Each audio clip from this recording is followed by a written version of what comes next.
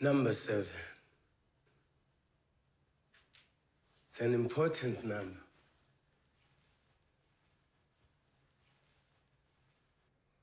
Go ahead, try it on.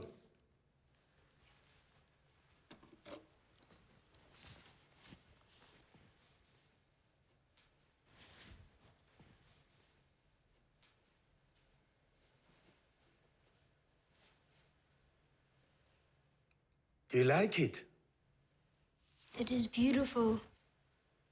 Why is it an important number? My friend, that one is quite a story.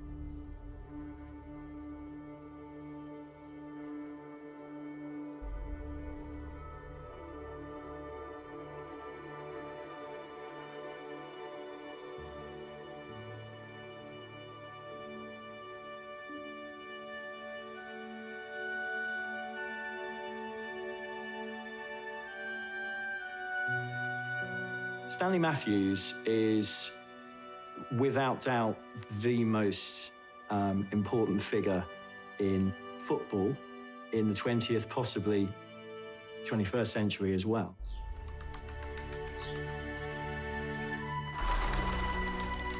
He became known throughout the world. His fame has spread. Everybody knew about Sir Stanley Matthews. He was such a massive figure. I think it's quite difficult to understand now quite how important he was. There's often a running commentary going on in the game, and if somebody sort of suddenly beats about 4 players, you know, it will always be, it's like Stanley Matthews. He was the Jinkin winger, the person that could beat people really easy, the Messi of his day. That man was great. Very, very great man. More than the ones we are reading in the paper, more than Pele. He was maestro. He was magic. Sir Stanley Matthews was one of the greatest athletes of all time. Quite simply, he was a legend. I can think of no greater mythical figure in all of British sport than Matthews, in fact. It wasn't just football. He embraced anybody who had ever kicked a ball, batted a ball, run, or anything, any competitive level at all. And even people who didn't know about the sport, but a few in Britain embraced him as being a remarkable, truly remarkable man. I used to play with a little tennis ball against the wall. And I think that's where I learned all the ball control.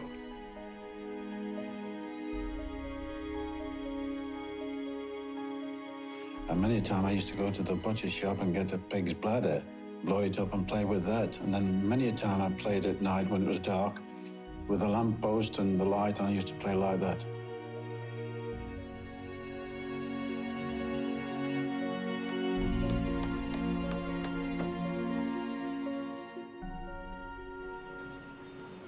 In 1915, when Stanley Matthews is born, is actually a really extraordinary and very telling moment in England. There are growing working class expectations, the possibility of social mobility just beginning to emerge. And I think that's a really important part of his story, is that he is indisputably, you know, of working class stock. But he didn't work in a factory.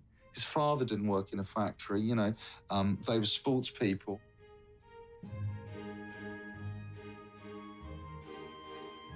His father was a barber in Hanley, but also a well-known amateur boxer.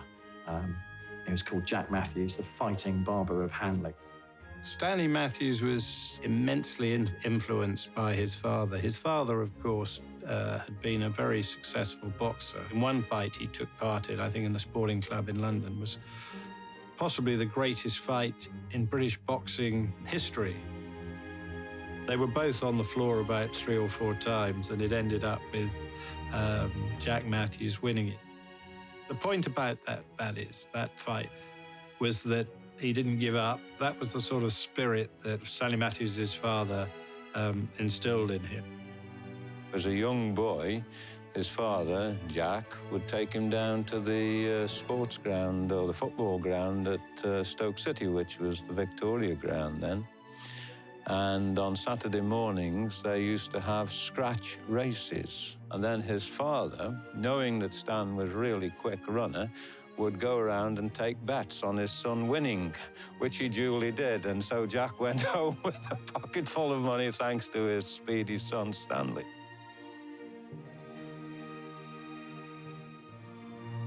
But in those days, he said, I played at centre half.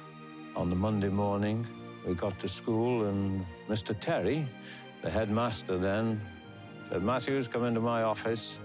He said, and I went in, and he said, how did we go on Saturday? He said, we won 18-0, sir. 18-0? He said, yes, sir. How many did you score, Matthews? Oh, he said, I scored 10. And he reached into his pocket and he pulled out 6pence. He said, and he gave it to me. He said, well done, keep that. He said, you see, I was a professional even in those days. He signed when he was 15 as an office boy, but actually he was known to be a fantastic player even at that age. And although they trained together as a team and did all the usual things, Stan would then go aside slightly and just practice his sprints, practice his ball skills. And then he would stay afterwards as well. He would often even jog home for a bit of light relief, and home was a good 1.5 miles away up a hill in Hanley for lunch, and then jog back again to do some more training in the afternoon. And this was just unheard of. His teammates would have been going to the Victoria Hotel just up the road for a pint and socialise.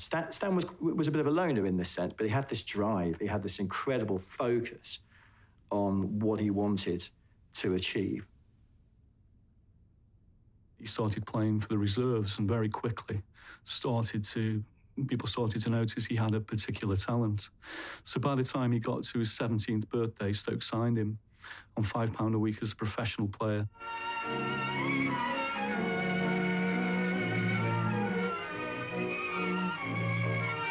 Here's the oldest player in league football, Bob McGorry, captain of Stoke City. In front is J.A. Johnson, outside left.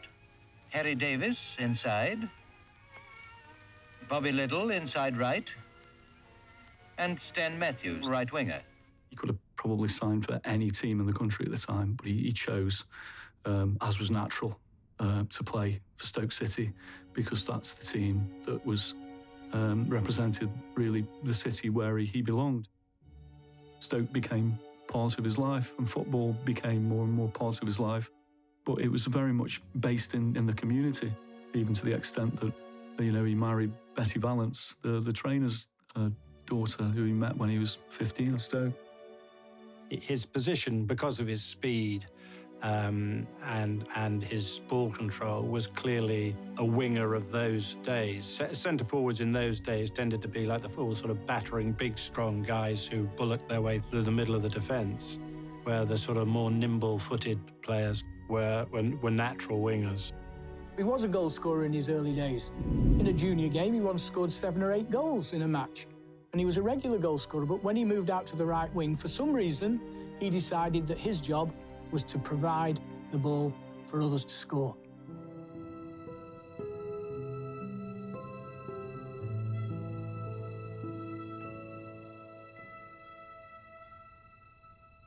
There had been quite a lot of disappointment in Stoke that although he was only 20, as you say, that he hadn't been picked to play for England, because he'd already been performing extraordinarily for a young man for Stoke up until that time. And I And I think it was surprising that they left it quite as long as they did. There hadn't really been a winger like it in British football before, and they were still trying to work him out, and so they were still slightly cautious about whether to pick him, whether he would be able to, cut it on the international stage. With 40,000 cheering most, no tougher international debut could have been chosen for a boy of 19. But Stanley Matthews, just 2 years a professional, comes through his ordeal with flying colours. He scored on his debut over Wales, ironically against a goalkeeper who was his teammate at Stoke City, a goalkeeper called Roy John, who allegedly never really forgave Stan for that goal because it was the winning goal. He would then go on to score a hat-trick against Czechoslovakia in 1937, all of which was captured on film. It was beamed around the country in Pathé newsreels. The third is added by Matthews, Stoke City's brilliant winger. People loved this. They loved the entertainment. Commentators then started to focus on him. They'd actually insert segments about the skill of Stanley Matthews. You'll notice when dribbling his peculiar action of stopping the ball and then proceeding. Stanley was picked up as a star by the press quite early on, and quite often before any game, there'd always be a big commentary about how is this particular team, how are these particular players going to stop Matthews.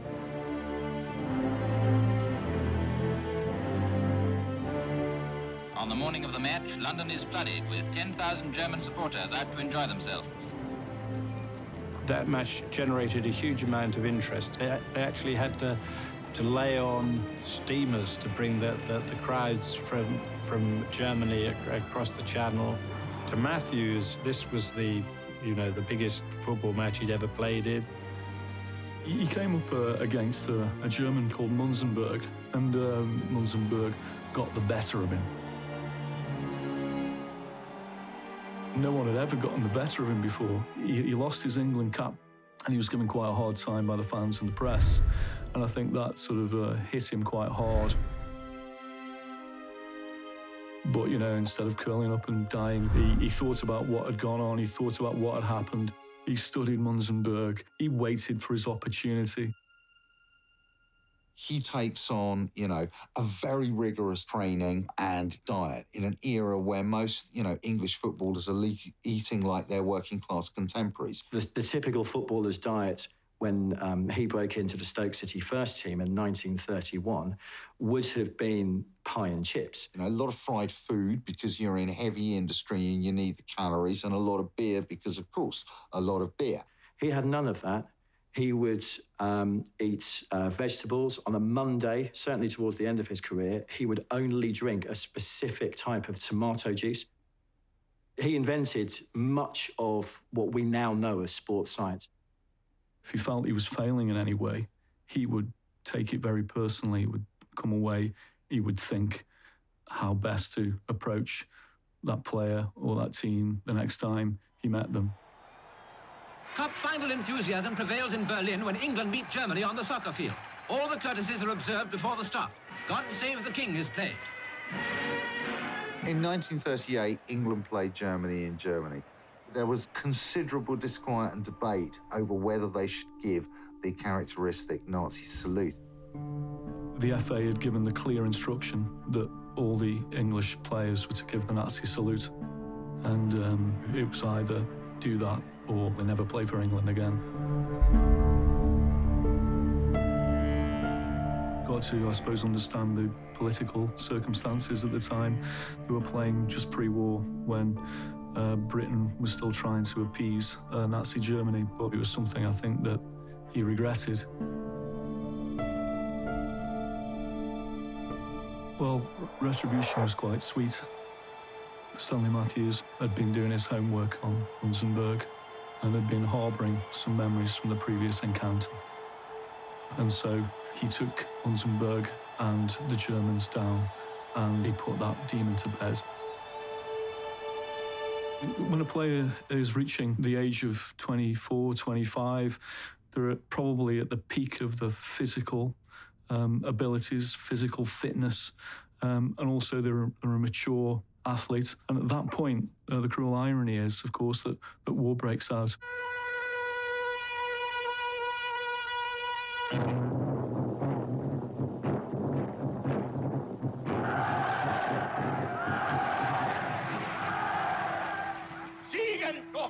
attackieren. An Weitsicht, ihr schließt euch nicht verloren an. Und wir wissen...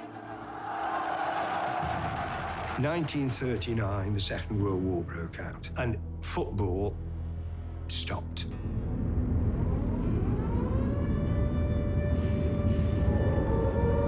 When you hear the warning signals, take cover at once. You may hear a siren rising and falling in pitch, or hooters sounding short blasts.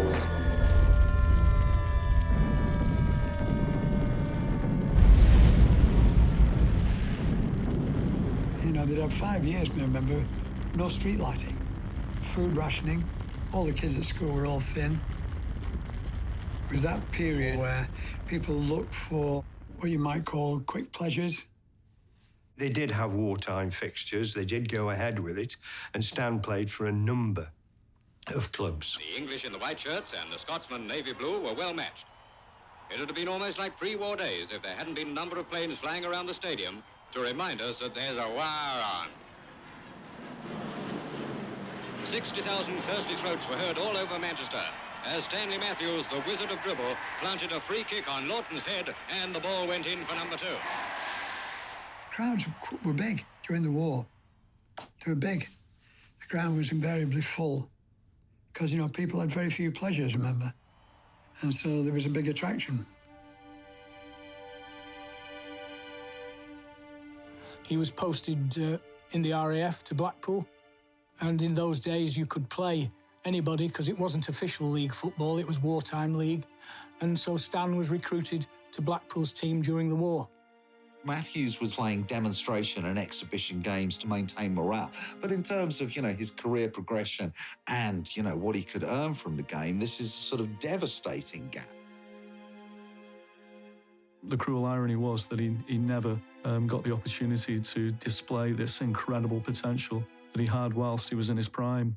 And he has to wait for a few years before he can start to play truly competitive football against real strong opposition again. It kind of asks that question of what he would have been like in those war years that were robbed from him when he was probably at the absolute pinnacle of physical condition, which is a great shame, sporting-wise, for him and for all who love football. His move of approaching the fullback, going left, fooling the fullback and going right, even though he did every time, and you knew that's what he was going to do, people still bought it. People talk about the Matthews move, but from what I can see, there were lots of Matthews moves. I mean, he wasn't just the one-trick pony. He understood the game and he understood that his role as this kind of lithe, whip-it-like player was to beat his fullback, get to the byline and then whip the ball across to where strikers would be ready to head it in or volley it in. He was a creator rather than a goal scorer. He wanted nothing he loved better than getting to the fullback, jink one side, the other, burst of pace, fleet foot, crossing the ball, a goal. Matthews to Bentley, and it's a goal. A beautiful header. 1-1 now. The myth about Stanley Matthews, which you must know and must have been told about, is that he could cross the ball so that the lace was facing outwards and not inwards. And so Tom Dalton was asked, who was a better crosser of the ball, Finney or Matthews? And he said Stan, because he always crossed it with the lace facing the goalkeeper. Well, wingers have always been hugely important in football, particularly for players perhaps like myself, for example, a striker that likes to play in the box.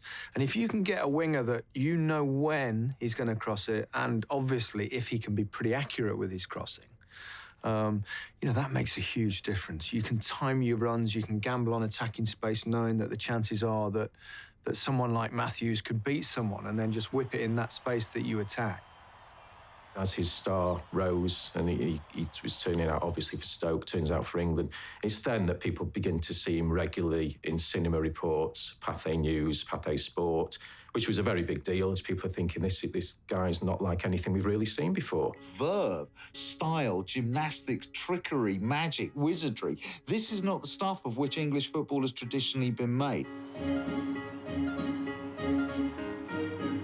He invented a lot of what we still see on the football pitch now, came from Stanley Matthews. He's still outside the penalty area when he shoots. And what a sizzling goal it is. The true beauty of football is that the clever little slight man can beat a guy who appears twice his size and make him look stupid, can defy the bullies. And Matthews did that. He had that real facility to make dribbling look easy, which it's not. You know, he did more things in one game than I would do in my entire career in terms of dribbling past people.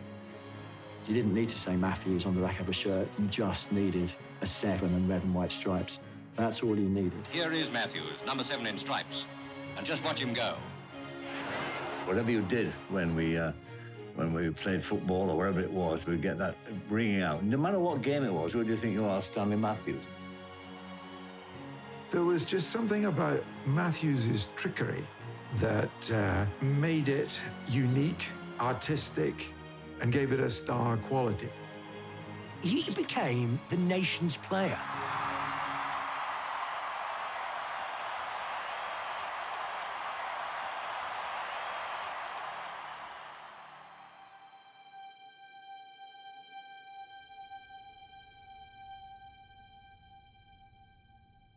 When it came to the end of the war, Blackpool were very keen to keep him, and he was very keen to stay. Stan was disenchanted somewhat, and Blackpool were keen to get him here because he'd been a big draw during wartime. He was falling out with the Stoke board at the time, and particularly the Stoke manager, Bob McGrory. I think Bob McGrory was a very stern manager. He didn't always appreciate Stanley. When Matthews started playing, McGrory was still a player, and Matthews was playing with him, and Matthews kept McGrory's great mate out of the team. I think that's set him against Matthews. He was former Stoke captain, and when he became manager, he was a bit disturbed by the fact that the limelight was always on Sir Stanley, and perhaps was a bit envious of the attention that Stanley got over and above himself. McGrory was old school, and Matthews was a young, ambitious player, aware of his talent and not afraid, and he just couldn't take it. You wouldn't let him play his own game, and Stanley was all about expressing his own talent. Rumours of this disquiet, this unrest had got around the city.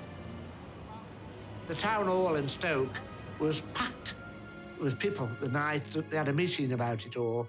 There was hell up in the whole of the pottery in Stoke-on-Trent. The whole city, there was a mass meeting. You couldn't get in, for people were queuing all the way down to protest about this manager wanting to get rid of Stan.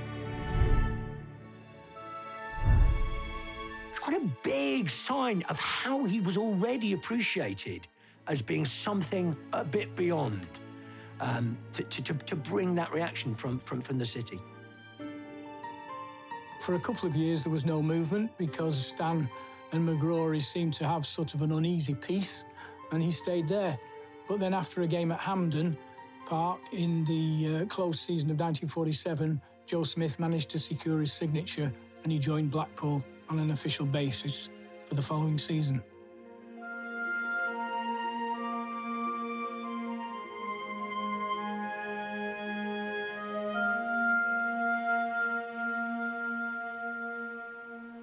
We moved to Blackpool when my father played for Blackpool.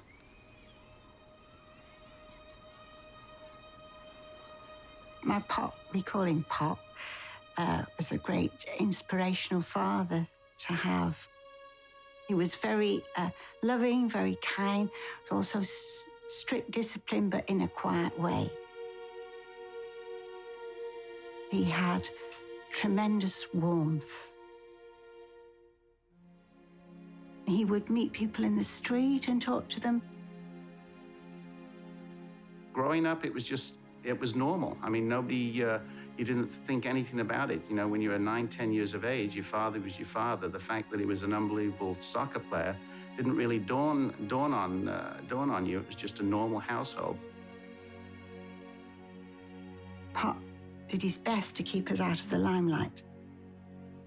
We'd go out for a walk on the promenade at Blackpool, and Pop would wear a trilby in disguise so nobody would recognise him. It never worked. He would say, you can be the best surgeon in the world, or you can be the best hairdresser in the world, or the best anything you do. But if you are not warm with people, you're not going to have a successful and happy life.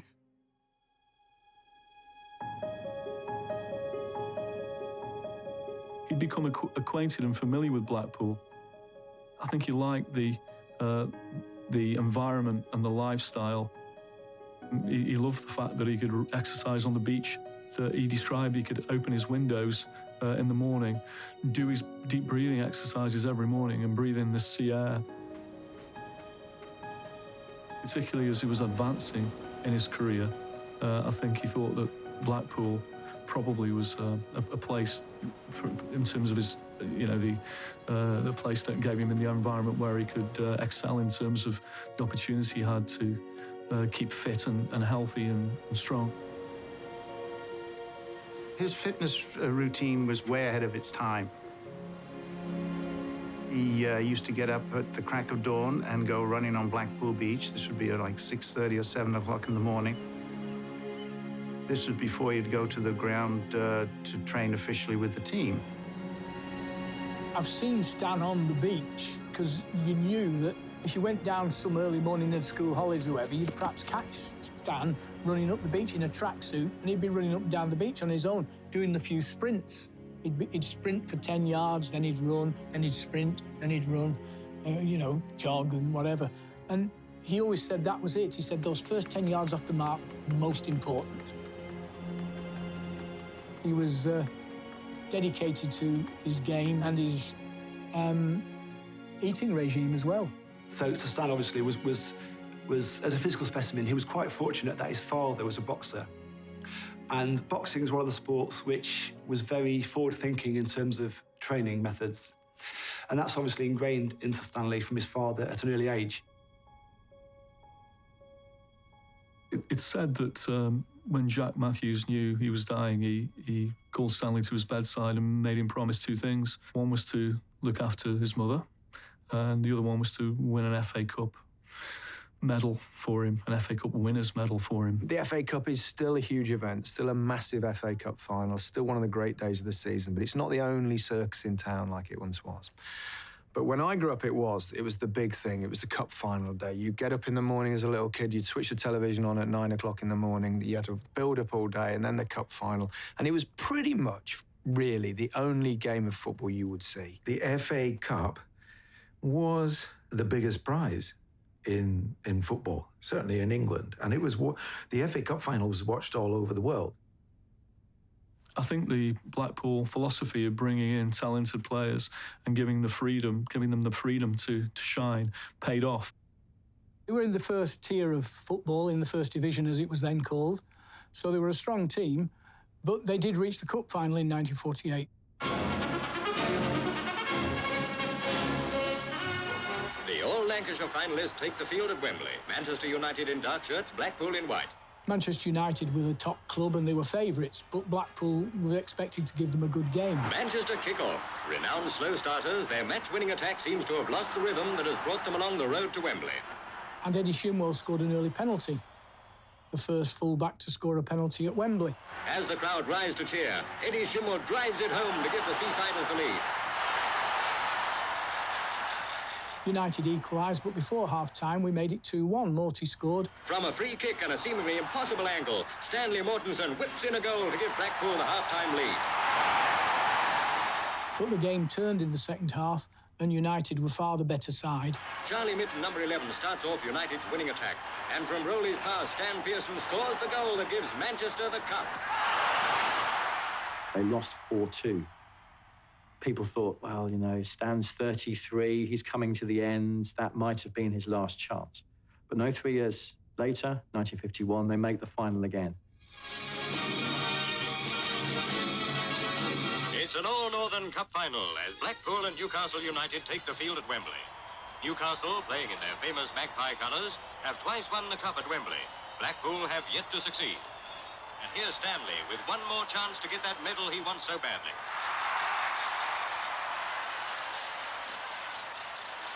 Matthews again. He passes to Mortensen and the old firm get going. Stanley's going through like an eel.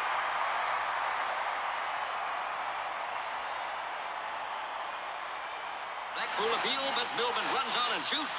And it's a goal. Newcastle are 1-up.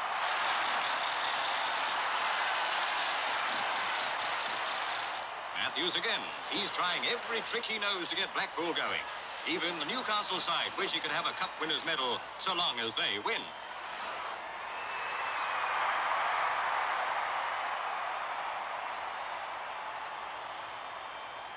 He fires in a terrific shot. And the Geordies have won the cup for the third time at Wembley. Again, it's a runners-up medal for Stanley. But it's well done, Newcastle, for a brilliant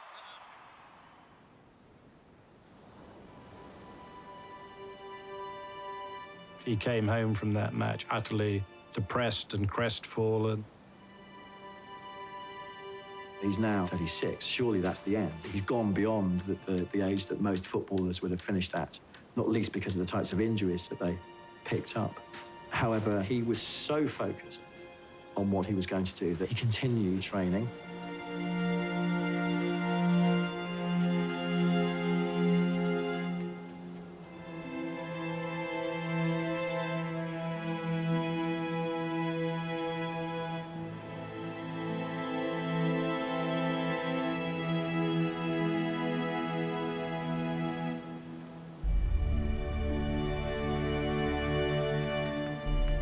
There was lots of thought that went into how he would train in order to achieve his goal. And this marked him out as something different. 2 years later, Blackpool reached the final again.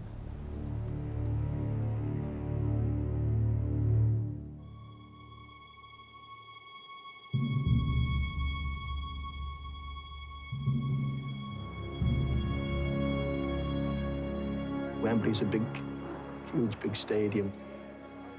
Everything else didn't matter. Football-wise, that mattered. To have that FA Cup winners' medal. It was always a very big event in England, the FA Cup final. The Championship and the FA Cup final were the biggest events in soccer at the time. It's quite a warm, close day, very humid. To come into Wembley, the crowd are actually pouring in.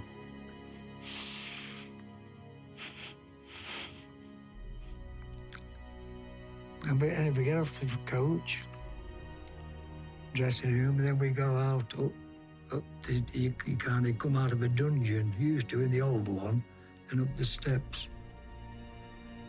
to the ground level. 100,000 people. I don't know about nerves. I don't think there was a lot of nerves, really. So we got ready, and Joe Smith said something to us. I think he said, win. He never said so much. I mean, he'd experienced players. We're all lined up, Blackpool in the dark shirts kicking off for this 1953 Cup final, and away they go. There is little Ernie Taylor himself. Bolton has the likes of Nat Lofthouse, the England centre-forward, and Blackpool were actually underdogs, really, going into that game. Bolton were expected to win. Now there is Nat Lofthouse, the footballer of the year. At Bolton Wanderers, we had a great centre-forward in Nat Lofthouse. Wonderful player. When he was on the field, he always had a chance of winning a game. Doug Holden to Lofthouse. And so the first thing was to try and get it to him when you were on the field. Holden, a lovely chance for Moyer. He's come through to Hassel. Lofthouse. Well, I used to be a goalkeeper, and my heart goes out now to George Farm, the Scottish international Blackpool goalkeeper. They 1-0 for Bolton after 75 seconds then. And then Morty scored. Stan Mortensen. Mortensen's got a wonderful chance. He must score. It's a goal! Hassel has scored! But the game turns right away. Bolton have looked the better team right the way through the first half. In the Blackpool goal, Farm faces a shot from Langton. He and Loftus miss. And there's another one. Bolton are 2, Blackpool still 1. The 1953 FA Cup final went to script for Bolton Wanderers. From the right wing, Douglas Holden centres.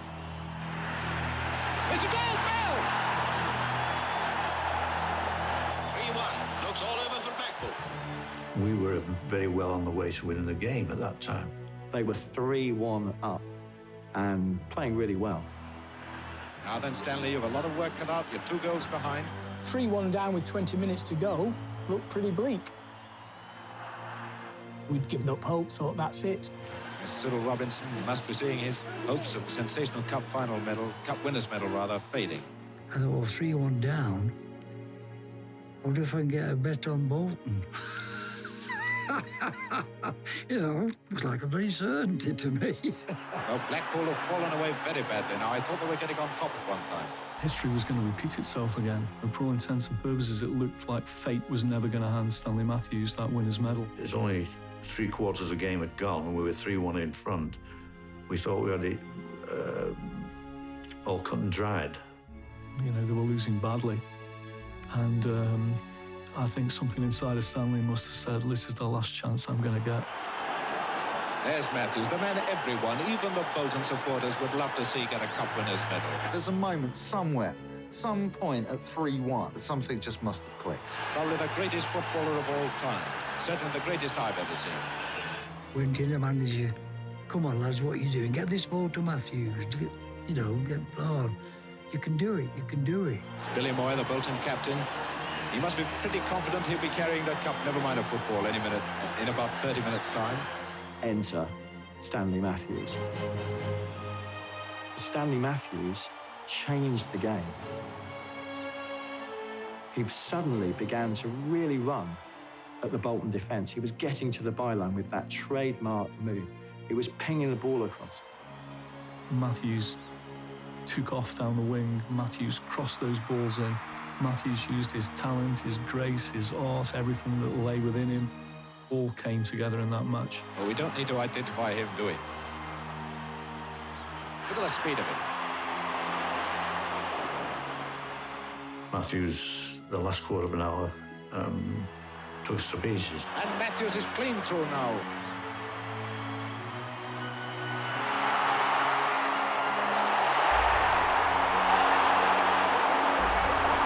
Such a wonderful body swerve that the fullback just doesn't know what to do with it. In that last half of the game, he must have drawn on everything that he had on that one last throw of the dice. It's Matthews, number 7. Look at the speed of that man, and they say he's slow. He's done it. It's in. It's Stanley Matthews. Bolton have the tremendous struggle to hold on to this 1-goal lead now. There was Stan ripping the Bolton defence to shreds. It was as if there was this tide bringing Blackpool towards an inexorable victory. And you can almost, I can imagine you could feel it round the nation that people were urging them on through this new medium of television screens, which they'd never had in their homes before. You need the strength of mind and the strength of character. And that's what Stanley Matthews displayed on that afternoon at Wembley. The Wembley pitch was famous for sapping strength out of players. And as players would get tired towards the end of the game, he could come into his own if he'd retained his fitness. And he was incredibly fit. Matthews inside left now. Good gracious. There's Stanley bobbing up all over the place. I think he must get underneath the ground and bob up through a hole somewhere. Matthews inside left again. Could he go through and score himself? And offside, the outside left, number 11, Perry. And it must have been minutes from time when Mortensen got a free kick. There's a foul. One of the players took quite a knock, and the ref awards Blackpool a free kick. And a free kick for Blackpool just on the edge of the penalty area. By our watch, 2.5 minutes to go. Bolton 3, Blackpool 2. Mortensen going to take it. Yes. There he is, Mortensen. Suddenly, Blackpool were level. And it's funny me saying to Jackie Moody played inside left, and I said to him, "We're going to win." Now that's amazing. And for Bolton player except that pass in the Penfield. This Shimwell, the Blackpool right back. So come the last minute, it's still 3-3. It could be going into extra time. There's the man who's really fighting for his country. Could he score the winning goal now himself? If you watch the film, you can see him look up. At the point he looks up, he actually slips.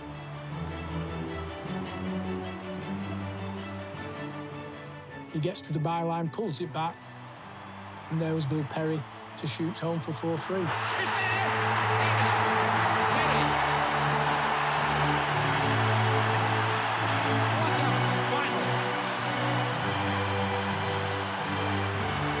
Just look at the smoke and just look at the people. 4-3.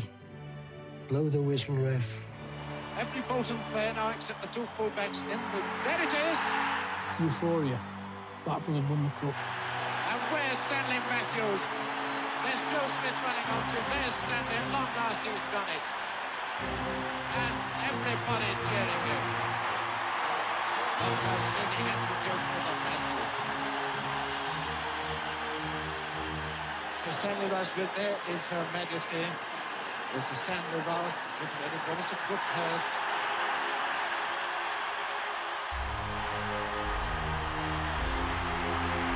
And there is Matthews.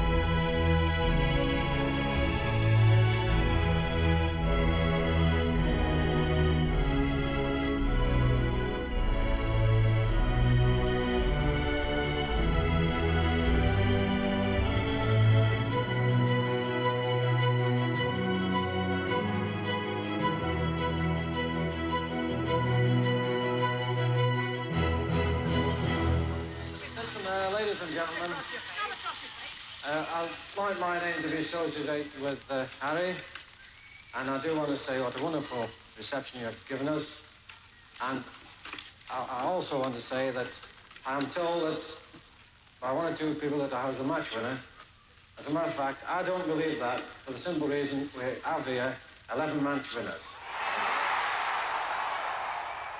He took in the celebrity side of it to a huge extent, which sets him so far apart. Possibly the nearest you'd get to it in terms of a global English footballer in the modern era would probably be David Beckham. He had deals with cigarette manufacturers, particularly the brand Craven Aid. He had deals with boots manufacturers. He was invited to go and play in Africa, and you sort of think, well, how the hell do they know him about in Africa? It's because no other footballer's fame spread like Matthews' fame. You know, you can look at sportsmen and people get called heroes for having great talent, and perhaps deservedly so. But he was a hero because not only did he have the talent, but he was a hero because of the man he was, because of the personality that he had. Sometimes when you meet the person that you've idolised all them years, you're disillusioned because they're not what you've cracked them up to be. They're not what you expect them to be. He was nothing like that. He was so modest and generous. He fulfilled the ideal of the simple living, not a boastful man. The kind of guy you could meet in a pub, hope to meet in a pub and have a chat to. Without saying, who do you think you are, Stanley Matthews? You'd see him about. He wouldn't be driving a flash car or you know, proclaiming himself. He was very softly spoken. He was very humble. He was a chap who would walk to the ground with the fans. He was a chap who could be seen out and about and would welcome people coming up to him and talking to him. He'd always have a word for kids. He'd always take time to sign autographs. He'd take an interest in people. He could walk around the city and people would be able to stop and talk and shake his hand, and he'd stop and talk to them. He had no kind of pretensions about being a superstar, no pretensions about being better than anybody else. And yet, for all his achievements in the game, he had every right to be that way. A lot of these things were, I wouldn't say taken for granted, but they were sort of normal. He was the Football of the Year, he won the Ballon d'Or. It was only in later years, you know, that I all of a sudden realized that some of the things he did were special. A lot of people did say that it was nostalgia that kept him going as long as he did keep going. I think you've got to look at the film, study the evidence. It wasn't nostalgia. Wembley sees its most colourful game for years when Brazil, in the very short shorts, meet England. Stan Matthews, grand old man of English football, beats Nilton Santos and passes to John Atcho. Atcho to Taylor, and from 10 yards out, Taylor scores. England kept trying to drop him in his later years because they thought he was too old to play football, and he kept playing brilliantly, and they kept having to pick him again. England attacking again. Stan Matthews has it. He's challenged. He centres to Atcho, who beats the goalie and heads to Taylor, and Taylor scores. The Brazil match was almost the high point, almost, in a way, the greatest match he ever played was that match against Brazil when he was past his, I'm pretty certain he was past his 40th birthday. And that gives a lie to the fact that it was pure nostalgia. Overnight, down in the mouth, Stoke City were transformed. Stanley Matthews was back with the club, and shoals of telegrams left him in no doubt about his welcome. What a tonic for Stoke, near the bottom of Division 2, that Mr. Football was home again. And what a gate he drew. 36,000, 4 times the average number this season, were there for the sheer joy of watching the ace player of this generation. He was 46 years of age, where most footballers are completely and utterly finished in football at 46. He was 46, and he came back, and he nearly beat the whole team on his own. Beat 7 players. It was just as if the football was tied to his shoelaces or with elastical band on. It just, you know, he was just phenomenal. 46-year-old Stan was soon giving the Huddersfield defence the biggest run-around they've had this year. There wasn't a shadow of the old gloom left on the Stoke City ground. The crowd we were getting before he came was very poor. You know, 8,000, 10,000. First match Stan come back, 30,000, 40,000. And I remember vividly my mum saying to me, now, the next time we go to the game, Angela, you won't be able to run around. And I said, why? And she said, because Stan's coming back. Well, being small, I thought, well, yeah, I'll just still run around. And then we got to the ground, and there was, like, people walking past me who seemed like giants, millions of people to me as a small girl. And then we got to the seats, and I was stuck in there, crammed in. But it made me focus on watching the football, and I remember this man was a very special player. If you were in your 40s and 6'6", you could stand anywhere you liked. But when we first went in the standing end, me and my friends, all of whom I still go to the game with, all of whom I've been going to the game with since I was about 10, we ended up on the right-hand side behind a great big pillar with a massive B sign on it like that. And basically, we really just looked at the letter B for 90 minutes. And there was often a guy, you'd say, who scored that? I think Post B scored that one, didn't they? Post B. Who's been sent off? Post B, I think it was, wasn't it? But no sense of that being unfair in any way or that we paid our way. You know, we knew that eventually, we weren't going to be 6'6", but we were going to be in our 40s. Gates went to capacity overnight because the hero was returning. You know, what could he do? And you couldn't write the book, could you? In that, on the final game, Stanley scores a goal and Stoke are promoted back to the First Division. People said he was kept on simply because he was Stanley Matthews. No, I mean, he played practically every match in the season. Stoke went back up into the First Division. He played some of his most amazing performances. Was one of his best seasons. I was lucky enough to be a young man, 16 years of age, when I saw Sir Stanley Matthews. Well, he wasn't a Sir then. He was made a Sir in 1965 by the Queen when he was knighted. He was the first footballer to be knighted in Britain. Harold Wilson, who was the Prime Minister at the time, the civil servant who was looking at the list, and Stanley Matthews said, I don't think we can't really have a footballer as a knight, can we? I mean, you don't imagine knights with muddy legs, do you, sir? And Harold Wilson said, I can't do this accent, unfortunately. He said, who's the decision finally down to? And the civil servant said, you, sir. He said, then he's a knight. Are you still determined to retire at the end of the season? Yes, I am retiring. My last game is on April the 28th. I have a big match there, you know, with the European stars. But I'm also hoping to play a few league games before then. And then probably next summer I'm going to play exhibition games. He played until after his 50th birthday, and he decided the year before that that particular season would be his last season because he was being niggled a little bit by injury. He'd kept his body in such good shape, but of course, you know, the tolls of the game over the years started to affect his body and the way he could perform. And so he played in fewer and fewer games and decided that the season wouldn't be the last season.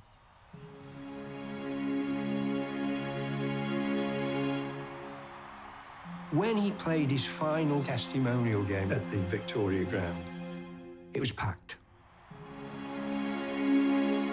That evening was beamed across the world. His final game in April 1965.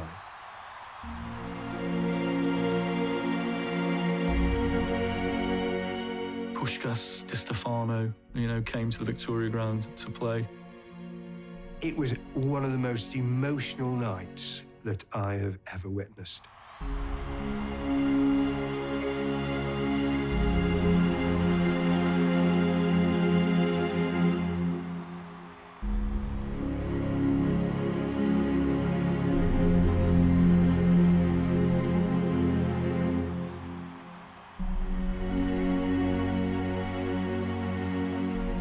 People from the domestic game and the international game turned up along with the crowds and the cameras to see him, for him to take his bow.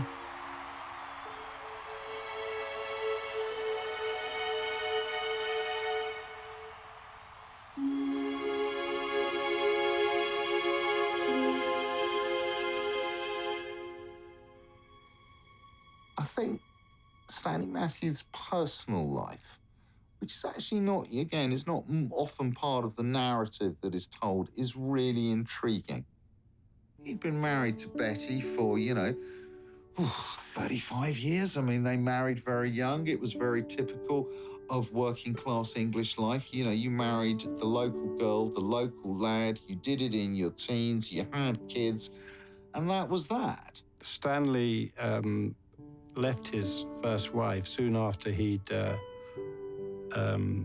finished playing professionally and started a relationship with Mila, a Czech interpreter.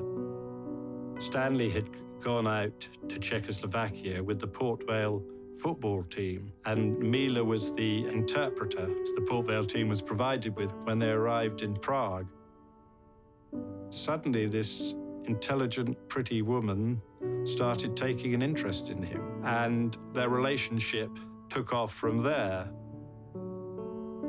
In an era where divorce still was, had pretty serious sort of negative social consequences and a lot of, bad feeling around it, he just went, oh, this is the love of my life. And he divorced Betty, and he married Mila, and they retired to Malta, and he had this extraordinary happy life. That's rare of his generation. And I think she was a similar sort of person to Stanley. She was very unassuming. She was very gentle. She was very humble. She just stood by his side and supported him.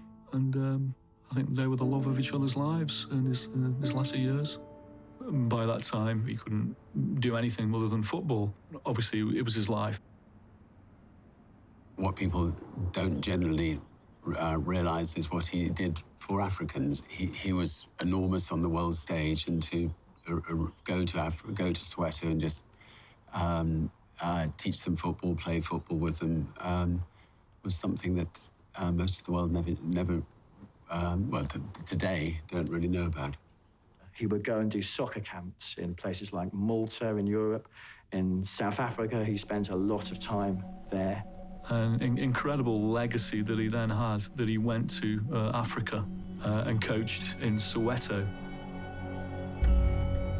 Around that era in Soweto, it was a melting pot of volatility on a political level. You know, the first thing you noticed about South Africa was that there were toilets for white people, there were toilets for coloured people, there were toilets for black people. It was a pretty brutal, pretty terrible regime, the apartheid regime. The place is a basket case because of apartheid. For him to come into Soweto was a very courageous act, because people would have attacked him just for being white. You know, that's the level of hate you had. Just for being white, what is this white man doing in this area? He's an oppressor. Football then was a black man's sport in South Africa. The whites played rugby. He found that in the townships there was a need for coaching. They asked him to coach, and he agreed to coach. It wasn't a political statement at all. It would have annoyed him completely for any individual to be stopped to fulfill their potential, especially by something which obviously was as trivial to him, if you like, as the colour of somebody's actual skin. I met Sir Stan in 1974, and he invited me to join a group of schoolboys that he was aiming to coach and build this team called Sir Stan's Men. Said, hey, I want that guy must come to Orlando Stadium for training. At the time, we didn't know. We just recently knew that Stan was banned, was blacklisted, and stuff like that. Internationally, he was on a blacklist from anti-apartheid people because he had gone into the country. He was quite amused because he said Frank Sinatra's on the same list. But how did he get permission to come into the location? There had been a lull or quietness in the resistance to apartheid from the 1960s into the late 60s, early 70s. So anytime when he comes, you want to come, he's coming. Whether night or day, that was Stan.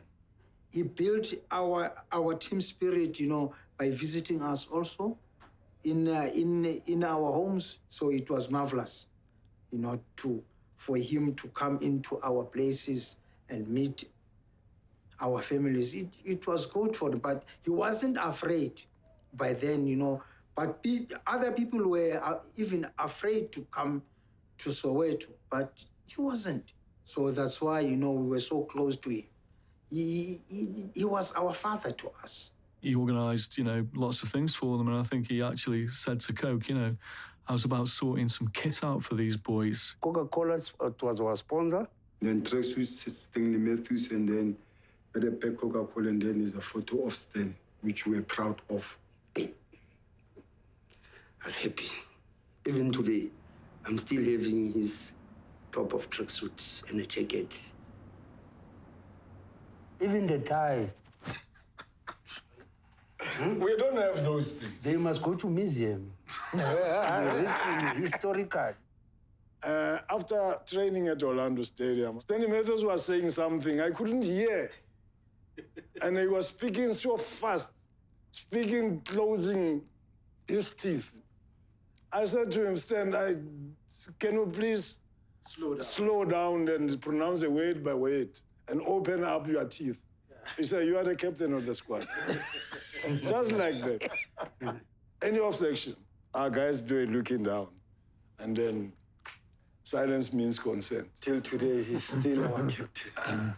He was giving tips how to kick soccer, how to do formation. He was just an impressive coach. I think we gained a lot from him. And some of the things that I got from him, I'm still doing them. We used to play to protectorate countries, Swaziland, Lesotho, Botswana, etc. Until a big trip comes, Rio de Janeiro. We couldn't believe.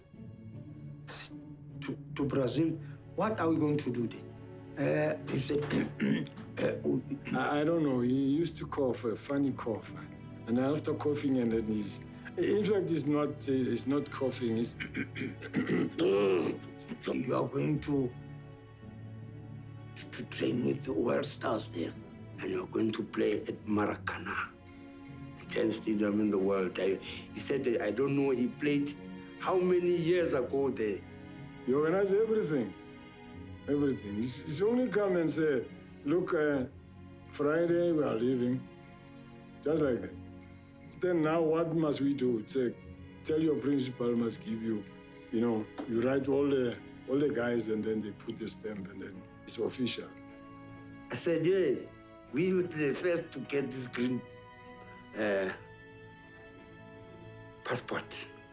We wouldn't just get it. I said, black man, no. Only for other people could get it, not us. Because of who he was and this legend that people had seen on the silver screen over the preceding 20, 30 years, he had that name, he had that pulling power. He just did it, right? He just, it's like most of the things he did. If he wanted to do something, he could do it, and he would do it. Hence I said he was very clever. He always had friends here in South Africa, and he could have a meeting with them and tell them, hey, let us do 1, 2, 3. We spent the whole week taking photo shoots, visiting Sunday Times offices, and that was the first time that I saw a television set in the office of Sunday Times. Everybody was very excited. We were just waiting for that day, Friday, and Friday did come. On the 21st of March 1975, we went to Jan Smuts Airport. And some of us, there was first time to see airport and aeroplane. You just see the aeroplane and passing somewhere here. Never see it standing there. And then we got there and then 12 o'clock, 1 o'clock, we were in the plane. I thought maybe I will open the window and say to them, bye, bye, bye, bye. No, wait, there's no window. It's just a round thing, but you can see that other side. And then we move.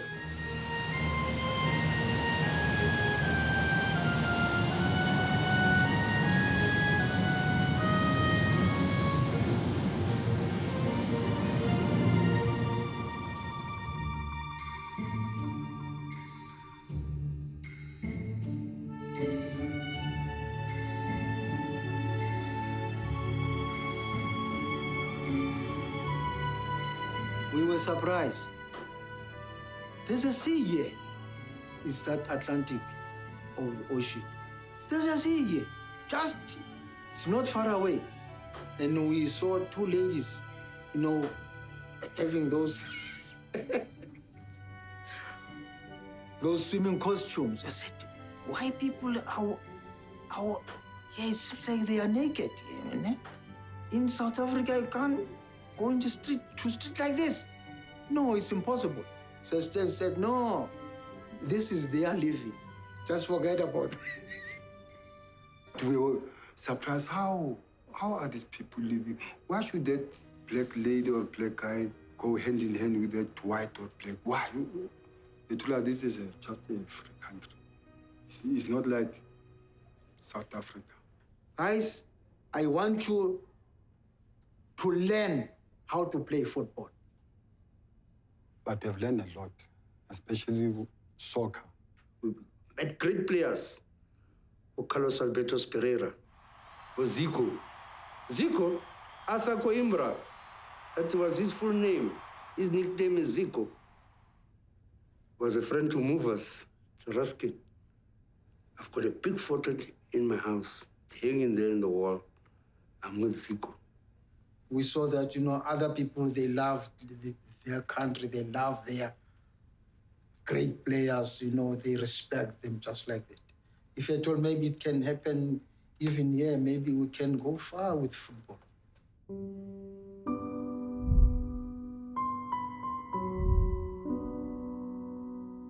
After we came back from Brazil, Stan wanted to take us to Germany. It was already sealed. He said, boys, next year, it's Germany. Maybe he wanted us to get all the styles of these big big teams, big countries. I think that was his dream. Oh, gosh. There come that student uprising, 76.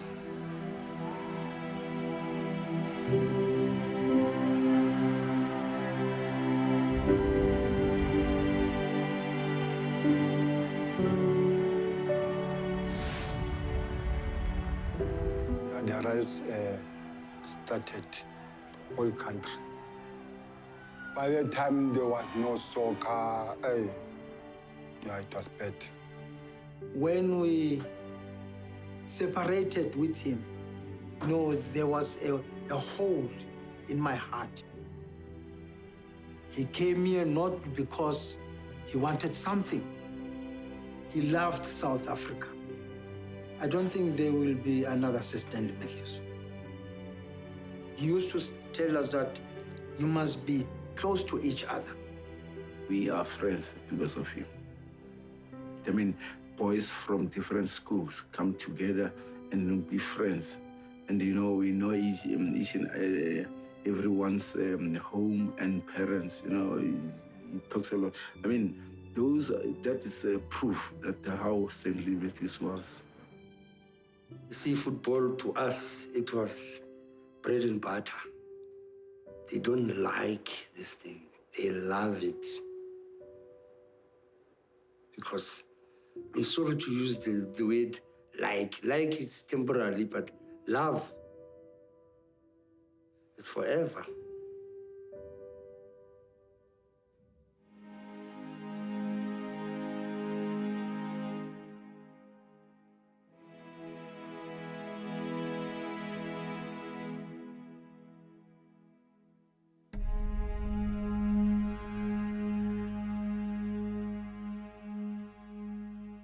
One of the greatest, perhaps the greatest footballer ever to don an England shirt died this evening. Sir Stanley Matthews, whose playing career lasted into his 50s, was 85. He died in hospital after a short illness.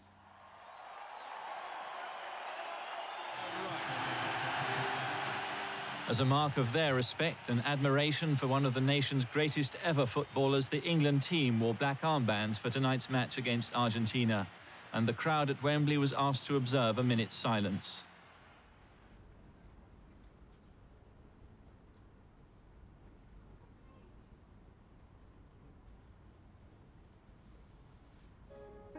In the week in which the funeral was being put together and planned and so on, the sheer scale of the operation became apparent. What had begun thinking, oh, well, you know, we're going to have what would be a family funeral with Stoke supporters. Suddenly, no, it is going to be national. No, actually, you know, the royal family is coming. No, actually, it's going to be filmed on Sky Sport TV around the world. And it becomes this sort of major thing. So almost on an hourly basis, it was being ramped up. I think we all knew when Stanley passed away that the funeral was going to be a big deal. I don't think I had any idea of the scale of the thing. The Guardian, I think, wrote that his funeral was the biggest sort of public funeral after Winston Churchill the nation had ever known.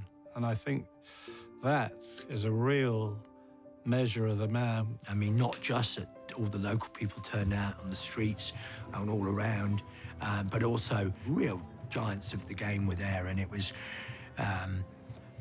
in the city, and I just think that's really good. It would have been possible, I'm sure, to have had a service in the city and a memorial somewhere else. But I think it was good that the whole thing was held in the city and then ultimately in the ground and all of those things. Because, you know, he may have had, you know, Blackpool colours in him, but if you turn him upside down, he says, mate.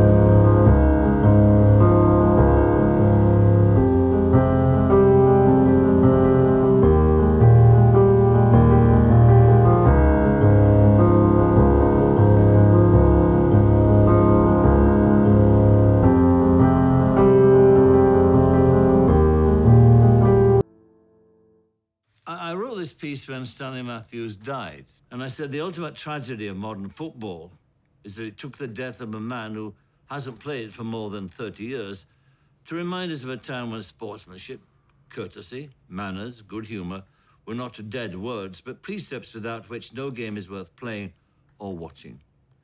Stanley Matthews' career was a celebration of the game when it was beautiful.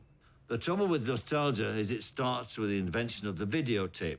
Everything that went before it is left to old men on park benches and granddads telling stories. Well, granddads still tell stories, and I still tell them about Stanley Matthews. Each and every one of you have been invited here because you are the best players in your school. You have been invited here to play a very special game, honoring a very special man. A man who looked past our differences to see the common things that we share. He taught us that how you play the game is more important than winning or losing. He taught us that by playing together with dignity and sportsmanship, we can elevate ourselves and be capable of wonderful things. Not just on the pitch, but in our own lives.